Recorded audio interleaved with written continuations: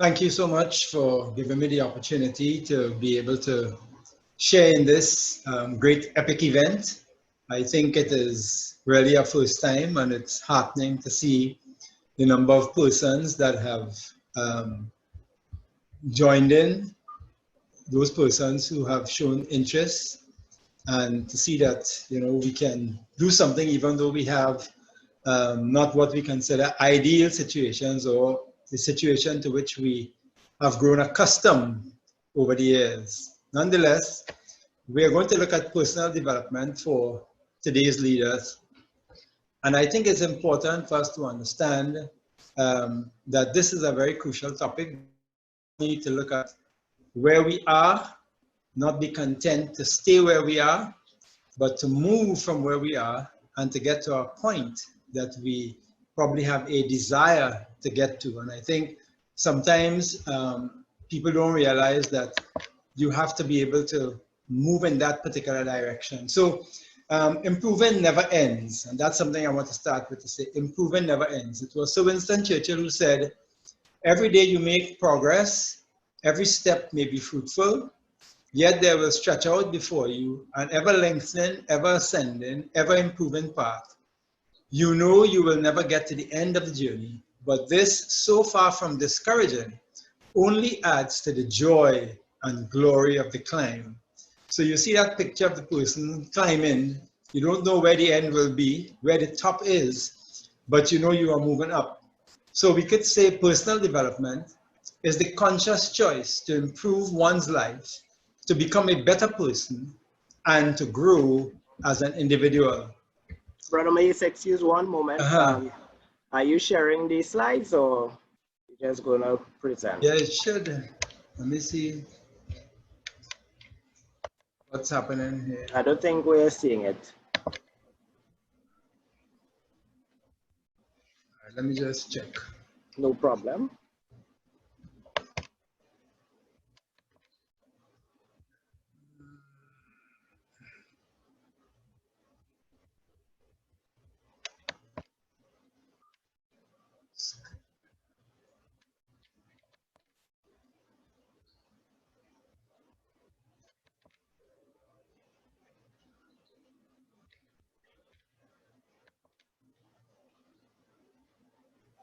Getting it now? Right, so yes, just switch to your PowerPoint presentation and... Right. So we good there now? Excellent. You can just start the slideshow if you want, and we'll be cooking with gas. All right. All right, thank you. All right, good. So we are looking at personal development for today's leaders. And I said I wanted to begin by highlighting that improving is something that never ends. We all think of achieving certain things and we might say, I have done this, but improving never ends. So Winston Churchill made a very important statement. And you see on the screen, he says, every day you make progress, every step may be fruitful, yet there will stretch out before you an ever lengthening, ever ascending, ever improving path. You know you will never get to the end of the journey, but this, so far from discouraging, only adds to the joy and glory of the climb. So you're moving, you're not stagnated. You're on your way up, and you can see that you have moved from one place to the next, and that brings a certain amount of joy.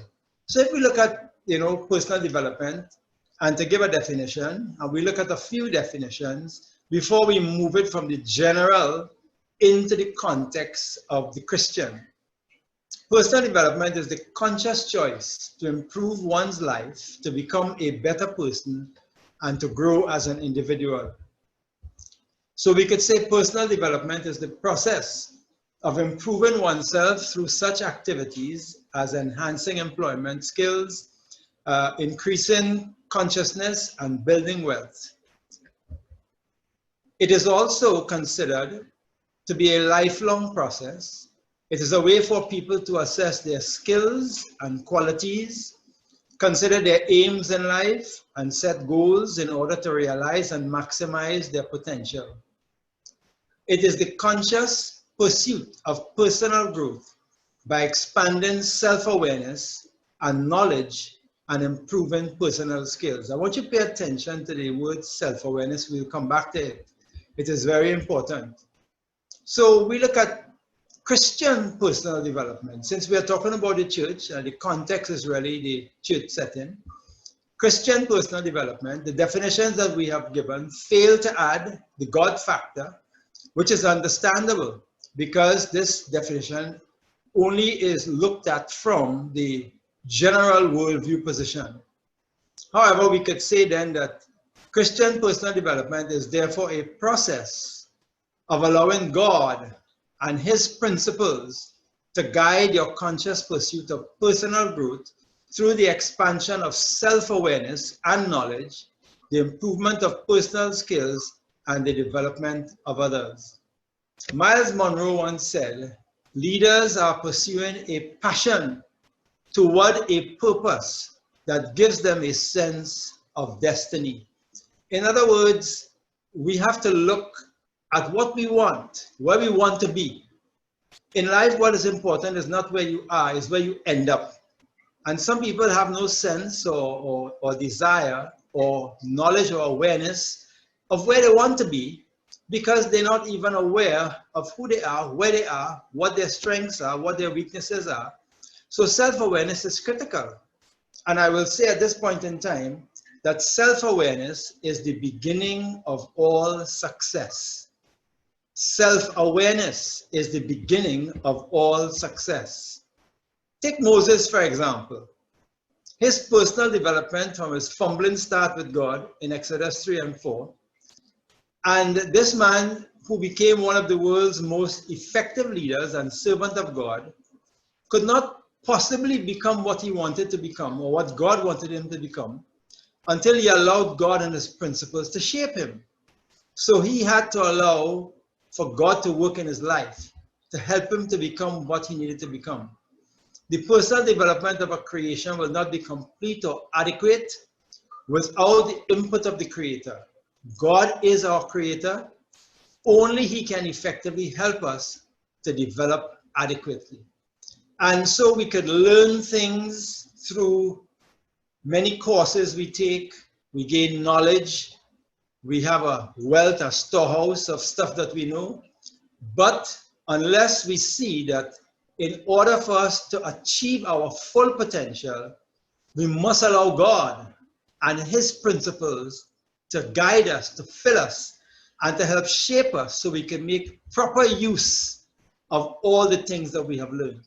So I want you to understand that when we talk about personal development, don't look to somebody else. Don't blame somebody else for what you have not achieved. See that it is your responsibility. Your personal development then is really your personal responsibility.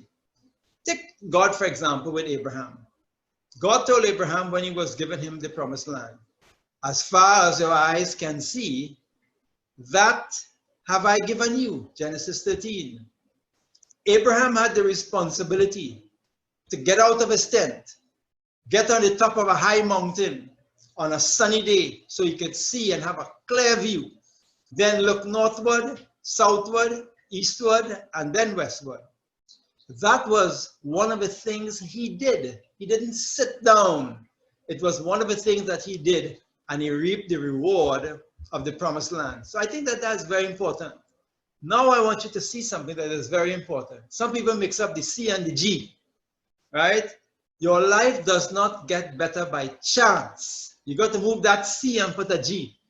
It gets better by change. So you can't sit down and hope that you will become something or you become better. You can't sit down and just pray and hope that things will change, things will happen. It's not chance.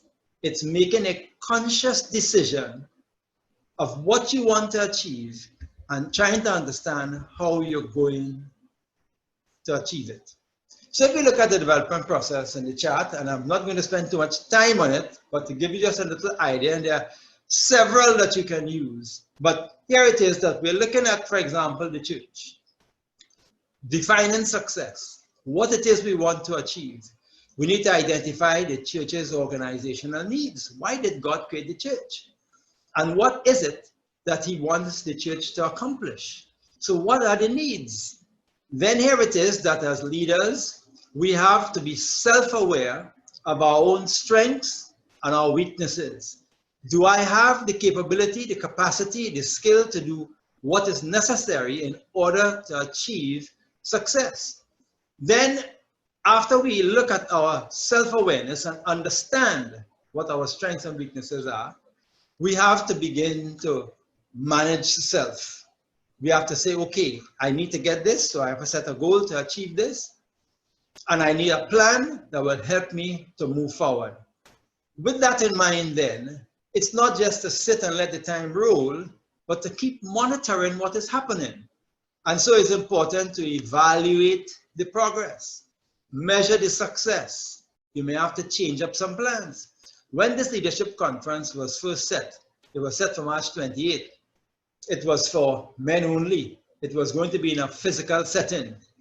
But as time went by, certain things happened and brought about the need to review the plan and to figure out how can we still achieve something, what we want to achieve. And so the plans had to be changed. You had to refine them. And then we came up with Zoom, right? And here we are today, still being able to benefit, not in the same setting, but perhaps more people now are benefiting because it is open to everyone. So it is important to see that there are pathways to achieving what we want to achieve. And it's very important for us to look at it in steps and in stages and not just sit down and hope that things will happen. So how to increase our effectiveness? I want to highlight 4 steps you can take to increase your personal effectiveness as a leader in your current or future ministry context. So it may be where you are now, or it may be somewhere you have an intention that you like to be. First of all, know yourself as a leader. Know yourself. We talked about it a little bit. Secondly, you have to know your leadership context. Know your leadership context, your setting, what it is that you have, that you possess, that affects you, that surrounds you. Compare yourself as a leader with the ministry context. Compare yourself as a leader with the ministry context. You can't look at it in isolation. And then also make the necessary adjustments. And sometimes people fail to do that, make necessary adjustments. Adjustments are important. So let's look at the first one. Know yourself as a leader. You must have what I will call alignment. What you believe must align with what the church you serve believes. And sometimes we don't understand that. We jump in, we have ideas, we put over our ideas and nobody is able to gel with it. There is no alignment. And it's important for you to understand that need for what you believe to be aligning with what the church context has. Then you must know your core ministry values. Simply put, why do you do what you do as a ministry, as service? You must know your core values. Why do you do it? And that's why a preacher may go to a congregation, or somebody has an opportunity for leadership in a particular area, and they may not know why they do what they do, or if they do, they don't consider how that might affect the people that they are going to serve. And they never take that into consideration. Then you must know your leadership style. You the director style, you inspirational type, diplomat, or analytical. And it's important to understand that because you're going to go there and you're going to behave in a certain way, and it may not get across smoothly, and therefore it will affect alignment with what you want to do and what the people might be capable of doing. So you must also know your capabilities, your God-given and natural gifts, passions, temperament, abilities. It is important for us to understand that. These things are critical. Know your theology, what you believe the Bible teaches about ministry. What do you believe the Bible teaches about ministry? Know your philosophy. What you believe about how the church does ministry, why it does what it does, and how is it functioning, and how is it going to do it. It's important to understand that. Because here it is that this is why we would see the importance of personal development. When you look at these things, you begin to see some things of what you need to include in your life.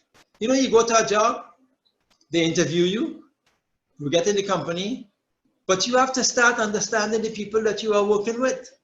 You have to understand what the company stands for. What are the principles governing this company? How have they done things all the time when I wasn't here? So now that I am in the mix, I need to understand. I probably need some people skills. I need some communication and skills improvement. There are things which I have to understand so I could see if I can align all of what I am bringing with what is required in order to achieve success, to achieve the objective. Then know your leadership context. Know your leadership context. You must know the ministry context in which you serve. So you go into a setting, you are in that setting, you need to take some time and know the ministry context in which you serve. That is the setting, the environment, the culture. So people are accustomed doing things a certain way. You don't just jump in and crack a whip and say, jump, and expect people to jump. But this sometimes happens because we think we are fresh and ready and we have a host of things we could share with folks. You must also know the church's doctrinal beliefs. You can't go in if in the church context. We have to understand. Sometimes church's doctrinal beliefs may not always be what the Bible believes, and you haven't studied, may have a different view of what it is the scripture says here. Now, if you are in this church context, you need to know their doctrinal beliefs because they operate based on that. And you may need to be able to do something about it.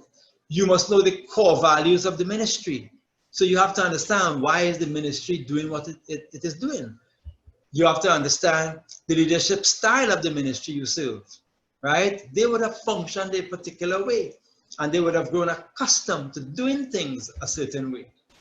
And you must know the church's capabilities. So what is the church capable of? You have to understand the mix, what is needed, so you can see yourself now fitting into this role and what is going to be required of you. You need to know the church's organizational structure, the ministry circumstances, and the level of trust before you could begin to start doing all kind of fancy things. And sometimes we have people go in and they say, you hear preachers complain sometimes, the people are not supportive. They're not willing to, allow me to be able to do certain things. But there's no relationship. You need to become relational to establish, and to show respect for what they have done, right? Understand how they have done it, why they have done it, what are the circumstances surrounding how they do what they do before you could begin to even think about change. So, third step, compare yourself as a leader with the ministry context. So now you have to look at you, who you are, and what you think you have. And if you understand what this ministry context is, to make the comparison, you have to start looking at that comparison. So you have to place your identity next to the church's identity to discover whether there is alignment. And I want to say this strongly because I don't think that often this is done. We're not looking for alignment. We're just looking to get in there with all of we know and just get to work. But it doesn't happen like that. And it often will be the thing that can cause conflict. Because imagine, let's say a young fellow goes off to school and he studied for 3 years or 4 years and gains the knowledge, graduates and come back. During that time, that congregation has been functioning. They have been serving, they have been doing things in the best way they know to do it. They may not be the best ways to do things, but this is how they have operated. And here you are coming into the picture now, and you are just probably trying to enforce certain things to be done in a certain way, quite different from how they have been doing it all the time. So what you need to do, place your identity next to the church's identity to discover whether there's alignment. Compare your beliefs. Try to understand, do these people share the beliefs I have? Compare your values. Do they have the same values? Do they look at excellence as something that they should strive for? What about leadership style? Compare your leadership style to what they have been accustomed to. You have to compare your capabilities with the capabilities of the people and what they can do, or else you may expect of them what they're not able to produce. Then compare the theology and philosophy, and of course, how much are you willing to trust them as much as they're willing to trust you. So I think that's very, very important. Now, fourthly, making the necessary adjustments. We need to make adjustments. Leaders can attempt to adjust how they lead. First option. Attempt to adjust how you lead. But somebody says, no, I have been trained to do this way, so I am not making adjustments. They need to adjust.